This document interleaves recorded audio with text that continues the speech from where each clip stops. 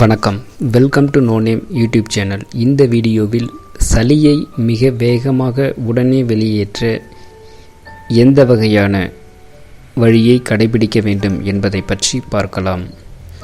பொதுவாக சிலருக்கு குளிர்காலங்களில் சளி பிடித்து எந்த மருந்துகளை உபயோகித்தாலும் குணமாகாது. 3 எலுமிச்சை பழத்தை எடுத்து அதை பாதியாக வெட்டி ஒரு பாத்திரத்தில் போட்டு அதில் 2 கப் அளவு தண்ணீர் ஊற்றி அதனில் தேவையான அளவு உப்பு இட்டு நன்கு கொதிக்க வைக்க வேண்டும். கொதிக்க வைத்த 2 கப் நீர் 1 கப் அளவு குறையும் வரை கொதிக்க விடுங்கள். பிறகு அந்த எலுமிச்சை பழத்தையும் பிழிந்து அந்த நீரை ஒரு கப்பில் எடுத்து சிறிதளவு சீனி சேர்த்து கொள்ளுங்கள்.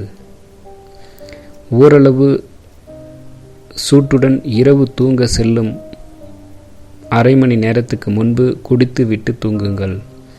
நீங்கள் உறங்கிய பிறகு உங்களுக்கு வேர்வையாக வியர்த்து உங்கள் உடம்பில் உள்ள சளி வெளியேறிவிடும். பிறகு மருத்துவர்களிடம் செல்ல வேண்டிய அவசியம் இருக்காது. மேலும் இது போன்ற தகவல்களை காண எங்களது யூடியூப் சேனலை